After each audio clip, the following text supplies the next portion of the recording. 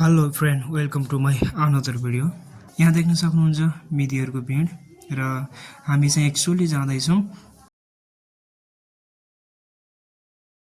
र बाटो चाहिँ जाजरकोटभन्दा धेरै माथि थियो। हामी बस्दै हिँड्दै गर्दा अनि बाटोमा देखियो 6 बजेदेखि 6 बजेसम्म मात्रै त्यहाँ जान मिल्दो रहेछ होइन।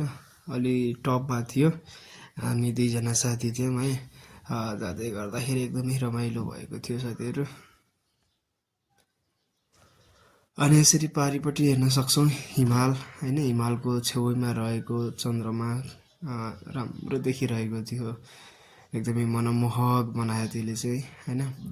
अनि यसपछि फेरि मन्दिर पुग्दै गर्दाखेरि ढुङ्गाहरूको सिँढीले एकदमै राम्रो बनाएको थियो क्या। यो देख्न सक्नुहुन्छ गेट, यही गेटबाट हामी भित्र जानेछौँ। यहाँ लेखिएको थियो मन्दिर जाने बाटो होइन।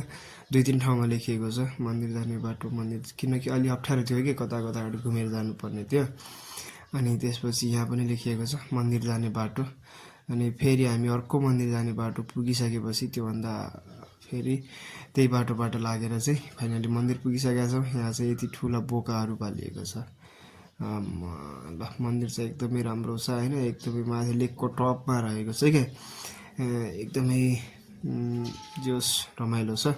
अनि छेउमा देख्न सक्नुहुन्छ यसरी मूर्तिहरू सजाएको छ। यहाँ चाहिँ आर्मीहरूले चाहिँ यो पूजापाठहरू गर्नुहुन्छ क्या। आर्मी पार्टी पनि पुजारी, सम्भवतः पुजारी नै हुनुहुन्छ होइन। उहाँले चाहिँ आज पूजा गर्नुहुँदो रहेछ। यहाँ देख्न सक्नुहुन्छ मूर्ति एकदमै राम्रो छ, सानो छ तर चिटिक्क परेको छ, राम्रो छ। अनि छेउमा चाहिँ यहाँ शिवजीको र पार्वतीजीको चाहिँ मूर्ति पनि रहेछ, एकदमै राम्रो छ।